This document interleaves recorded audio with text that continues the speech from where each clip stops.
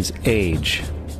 I will be with you even to the end of the age, which is true, as Jesus' solar Piscean personification will end when the sun enters the age of Aquarius. The entire concept of end times and the end of the world is a misinterpreted astrological allegory. Let's tell that to the approximately 100 million people in America who believe the end of the world is coming. Furthermore, the character of Jesus being a literary and astrological hybrid is most explicitly a plagiarization of the Egyptian sun god Horus. For example, inscribed about 3,500 years ago on the walls at the Temple of Luxor in Egypt are images of the Annunciation, the miracle conception, the birth, and the adoration of Horus. The images begin with Thoth announcing to the Virgin Isis that she will conceive Horus, then Neph, the Holy Ghost, impregnating the Virgin, and then the virgin birth and the adoration. This is exactly the story of Jesus' miracle conception.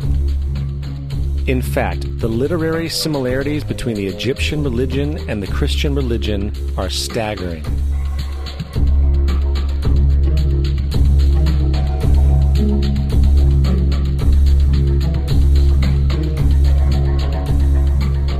And the plagiarism is continuous.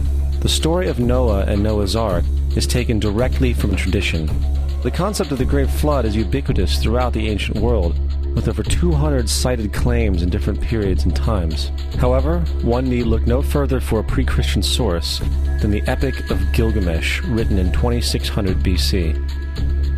This story talks of a great flood commanded by God, an ark with saved animals upon it, and even the release and return of a dove, all held in common with the biblical story, among many other similarities. And then there is the plagiarized story of Moses. Upon Moses' birth, it is said that he was placed in a reed basket and set adrift in a river in order to avoid infanticide.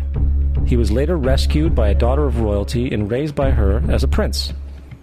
This baby in a basket story was lifted directly from the myth of Sargon of Akkad of around 2250 BC. Sargon was born, placed in a reed basket in order to avoid infanticide, and set adrift in a river.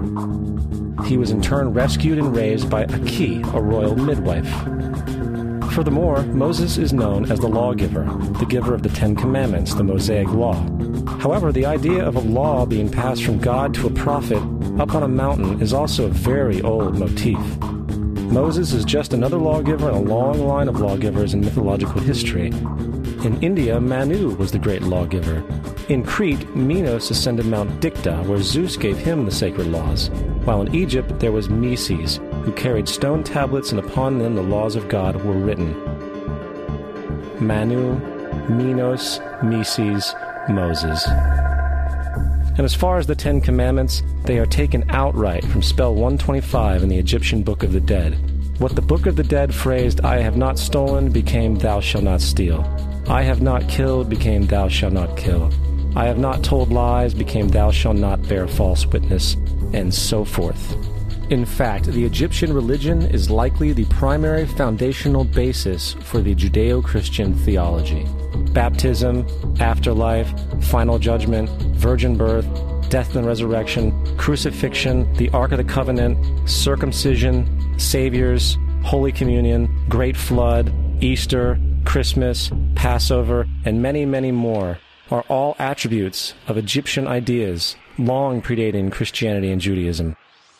Justin Martyr, one of the first Christian historians and defenders, wrote, "When we say that he, Jesus Christ, our teacher, was produced without sexual union, was crucified and died and rose again and ascended into heaven, we propound nothing different from what you believe regarding those who you esteem sons of Jupiter." In a different writing, Justin Martyr said, "He was born of a virgin, except this in common with what you believe of Perseus." It's obvious that Justin and other early Christians knew how similar Christianity was to the pagan religions. However, Justin had a solution. As far as he was concerned, the devil did it. The devil had the foresight to come before Christ and create his characteristics in the pagan world. Fundamentalist Christianity, fascinating. These people actually believe the world is 12,000 years old. Swear to God. I actually asked one of these guys, okay, dinosaur fossils. He says, dinosaur fossils? God put those here to test our faith.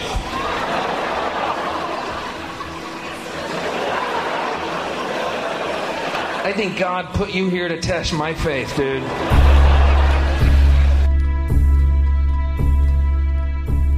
The Bible is nothing more than an astrotheological literary hybrid, just like nearly all religious myths before it.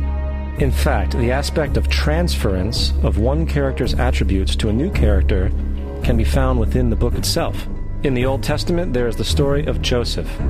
Joseph was a prototype for Jesus. Joseph was born of a miracle birth.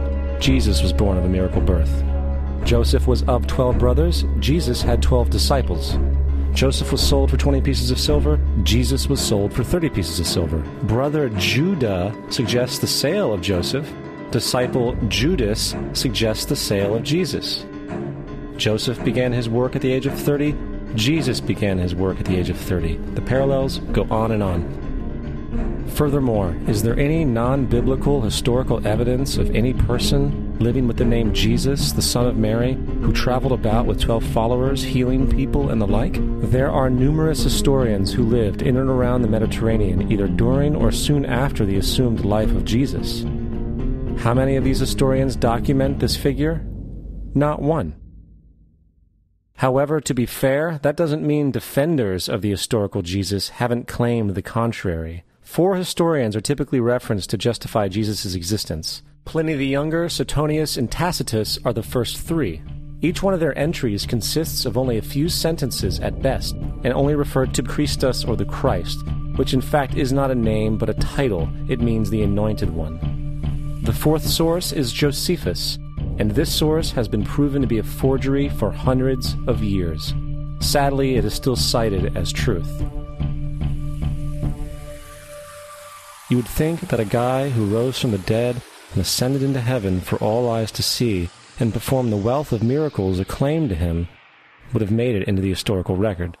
It didn't, because once the evidence is weighed, there are very high odds that the figure known as Jesus did not even exist.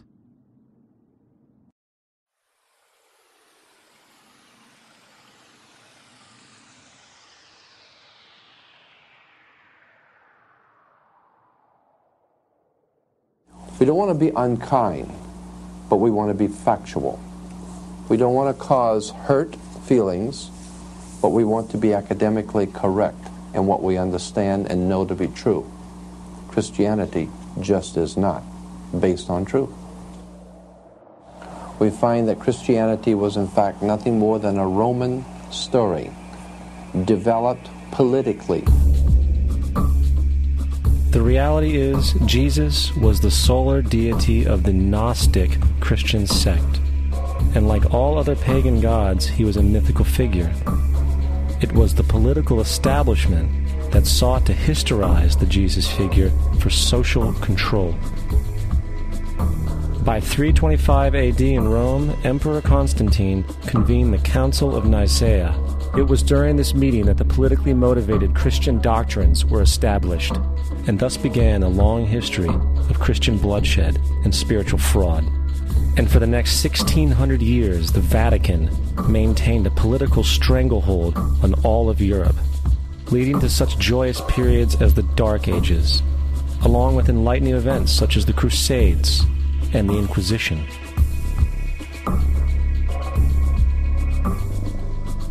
Christianity, along with all other theistic belief systems, is the fraud of the age.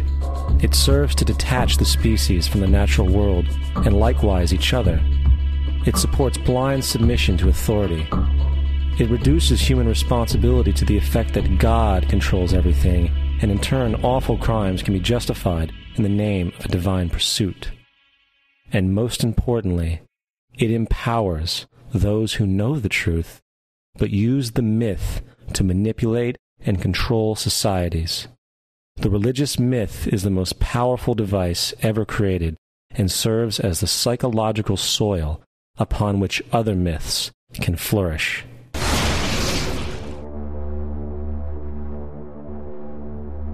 A myth is an idea that, while widely believed, is false.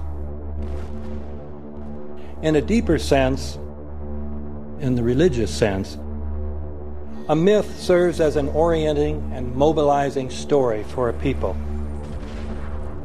The focus is not on the story's relation to reality, but on its function. A story cannot